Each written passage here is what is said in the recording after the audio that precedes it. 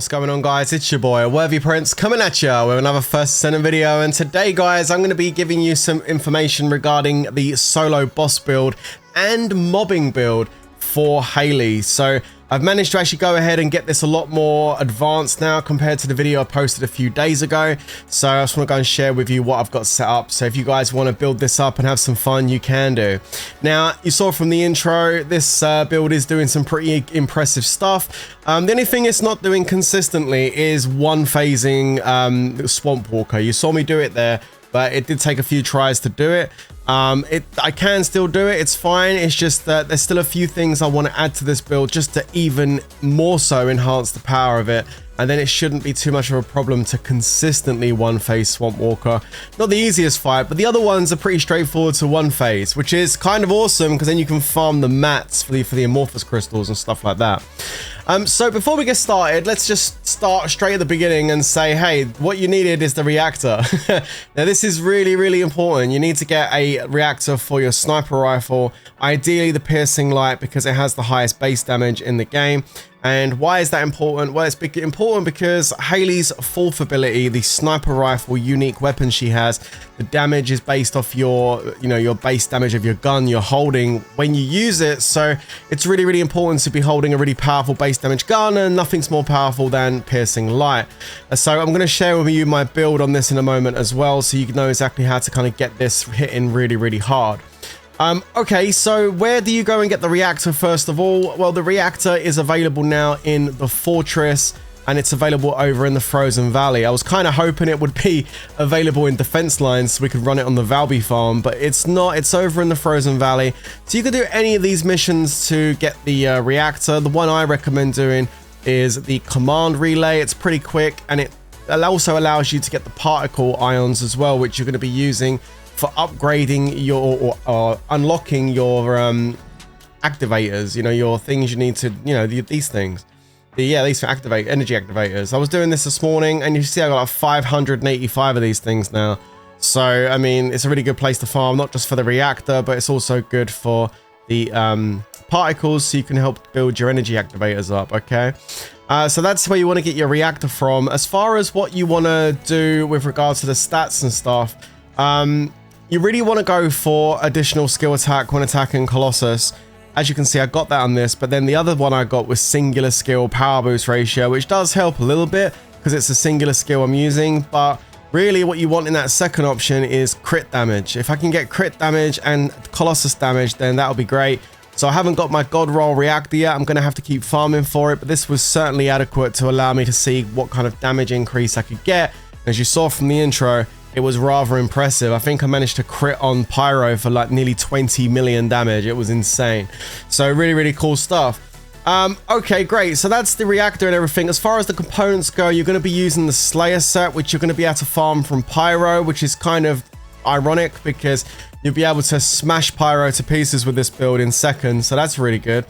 You can see here, this is what I use. As far as the items on it, it's defense, max HP, fire resistance, chill resistance, max MP, max shield, defense, MP recovery, and max shield, toxin resistance, HP. You can get better rolls and stuff, like you can get gold on max shield, etc. and all that. But yeah, you want the Slayer set because you want the 4-set bonus, the skill cost plus 15, but skill power plus 26, which is absolutely yummy. So you definitely want that.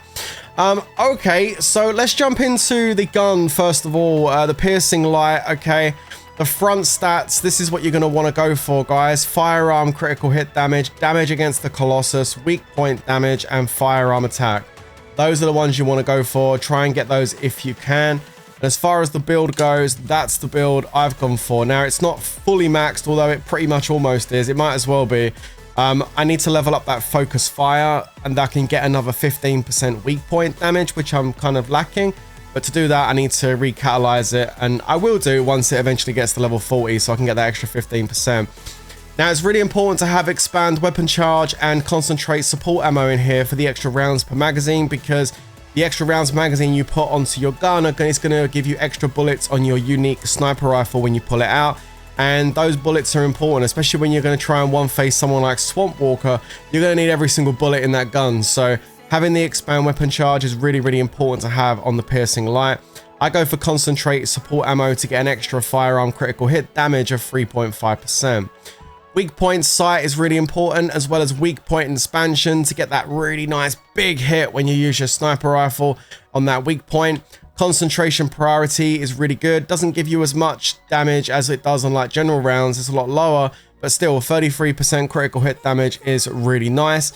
The reload time modifier isn't really a big issue. You're going to want to go for your crits, so your crit damage on better concentration and better insight.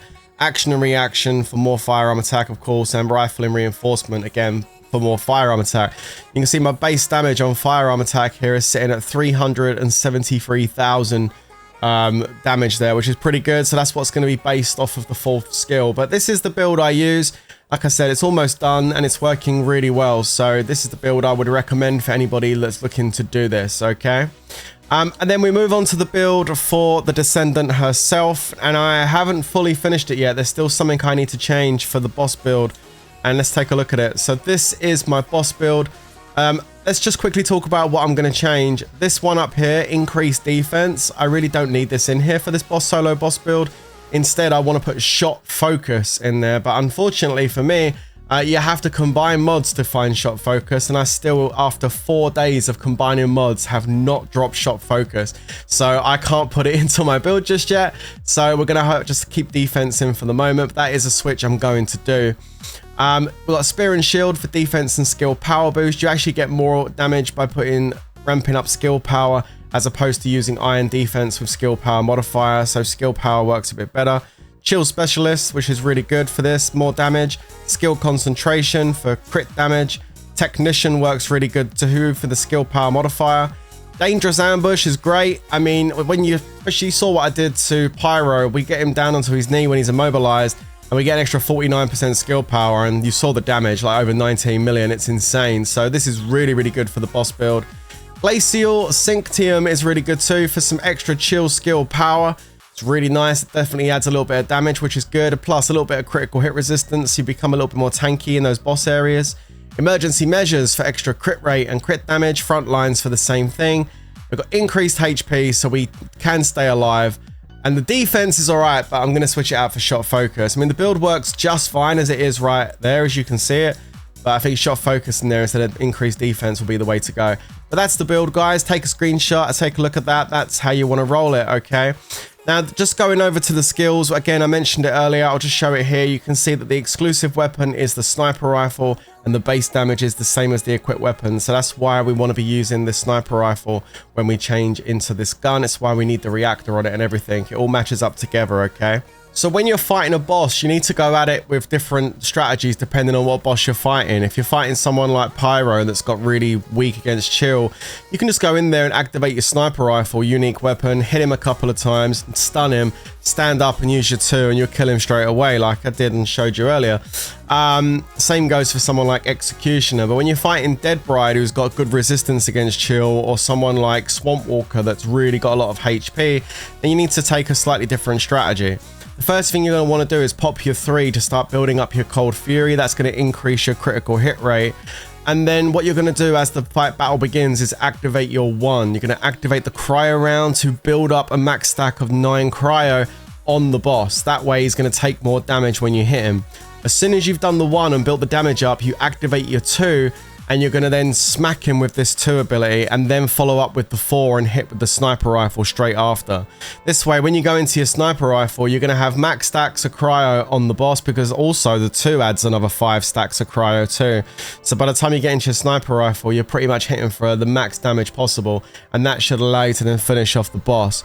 So that's kind of the strategy you have to take when it comes to fighting the more difficult bosses, okay? So if you take a look at the standard crit rate here, you can see the skill critical hit rate is 9.61. Now, at first, I had this at 100% when I activated her 3. Let me show you what I'm talking about. If we activate Hailey's 3 and then go back to this skill, you can see that the stacks are starting to apply and my critical hit rate is starting to go up. Now, when I first done the build, I had it at 100%, but then I reduced it to 86.5. It's still 100% max on the gun itself, but for the actual special ability, the number 4, it's at 86.5. And I decided that I would happily accept the 13.5% drop. And you don't have to, you can have it 100%, but I'll show you what I did that kind of kind of prompted that decision. You can see here that I'm not using skill insight because all this mod gives me is skill critical hit rate. It doesn't give me any extra damage. It just basically allows me to potentially do more damage by having the skill critical hit rate there. But it's 115%, which is quite a lot. So I decided to take that out and I stuck emergency measures in. It's a little bit less in crit rate. It's 64.6. But I do get an extra 27.7 critical hit damage, which is quite a significant amount of extra damage. And I felt that was more important for me than just being able to have 100% crit rate. 115 here is more than I really need anyway. So I decided to just take this out and go with emergency measures. But if you want to hit a little bit less powerful and make sure you have that 100% crit rate, you could switch emergency measures out for skill insight. But for me, I personally prefer it the way it is like this. So that way I'm doing as much damage as possible. The other alternative is I could go ahead and recatalyze this R up here, and I could just put the skill insight in there instead of the defense.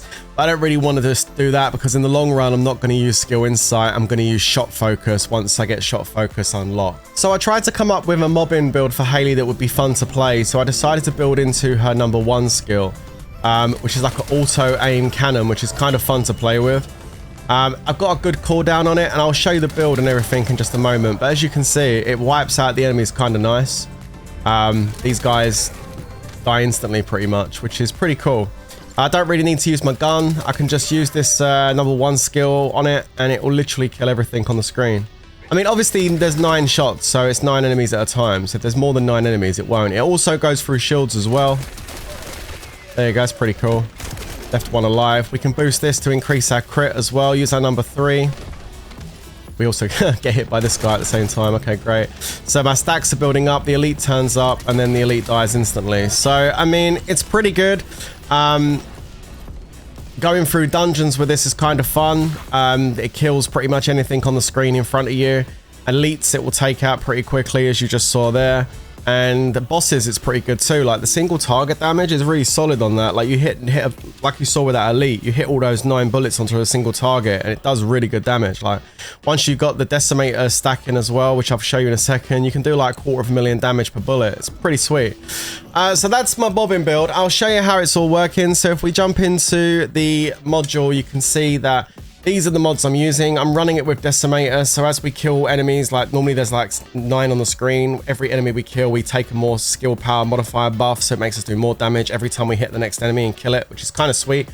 If we keep that buff going, it just keeps doing more and more damage. It's really nice. I mean, basically, I just ramped up the damage as much as possible and gave myself some cooldown as well. Also, this is really important, maximize conservation, making the skill cost cheaper. That way we can keep our free up and running for as long as possible. You can see we've reduced the cost from 12 MP a second down to 9.6 a second, which is pretty good. We've got some defense, some HPs, because we're fighting, so we want to make sure we stay alive. Iron defense skill power modifier ramps this skill up with more damage over the spear and shield. So don't use the spear and shield on this one, guys. I would go for the iron defense. It works better. Focus on chill, emergency measures, front lines for crit rate and crit damage. Focus on dimension because it's a dimension skill, and also the skill cooldown is nice to have here as well. Nimble fingers to reduce the cooldown. So I managed to get the cooldown by quite a bit. We got it down to 5 seconds. You can reduce that by another half a second if you get a reactor that's got skill cooldown on it. And that would be maybe something to look out for, because that extra half a second would actually be kind of nice. And like I said, Decimator works really well on this build. If we come out of here and look at the reactor, you can see I did get one with skill critical hit damage and dimension skill power boost ratio. But I think like the best roll would be, in fact, skill critical hit damage and maybe cooldown reduction, so you can get that extra bit of time off your cooldown, so you can hit the 1 a lot more often. That would actually be really good. I did get it on the purple one over here and tried it out with skill cost reduction and skill cooldown. This works really well, keeps my free up for much longer, and I can get my 1 going a bit faster. So I think this is also really good too, although we lose a little bit of damage because we've got no damage stuff there. That's why I say maybe cooldown and crit damage together would be kind of nice, right? But this reactor is available right now for you to go and farm, guys. So if you go over to your reactor screen and go and take a look, you can see reactors, and we're looking at dimension and chilled. There's 2 places you can get these right now. the Aurora Forest, and in Defense Line, which is the Valby farm. So if you like mobbing with impact round guns, go there. If you like using general rounds like Thunder Cage, Enduring Legacy, that kind of stuff, then go over to the Aurora Forest. That's what I prefer, using general round guns for farming, or just killing trash mobs and stuff. If you're in the Aurora Forest, the Snowy Heights mission is pretty straightforward. I would do that one. It's pretty quick. It's like one of those collect missions. A few enemies drop down, you kill them really quickly, and you get loads of reactors drop. So that's the one I would go and do if you're looking to get a reactor for this. But yeah, this mobbing build is a lot of fun. I think you guys should definitely give this a try. I had a feeling that when I first saw Hailey's like abilities, that building into the 1 would actually be a lot of fun. Like, I thought the 1 would be good. And I must be honest with you guys, I'm not disappointed with this whatsoever. This is actually a lot of fun. Like, really. You can see it's absolutely annihilating all the enemies. Like, it truly is a lot of fun to play this. I definitely would give this a go as an alternate like build to do with your Haileys. So we go ahead and take all these guys out. We're gonna go ahead and pop the crit. And then the guy's gonna come down one last time just for the end of the video here. And he's dead instantly. So yeah, pretty good stuff. That's the mobbing build. Anyway, you've got the boss build now. You've got the mobbing build for Hailey. Let me know down in the comments what you think of these builds. If you enjoyed this, please do smash the like button, share the video, and subscribe. I'll catch you in the next one. But until then, you know how this next bit's gonna go. Stay safe, everyone, and of course, peace out.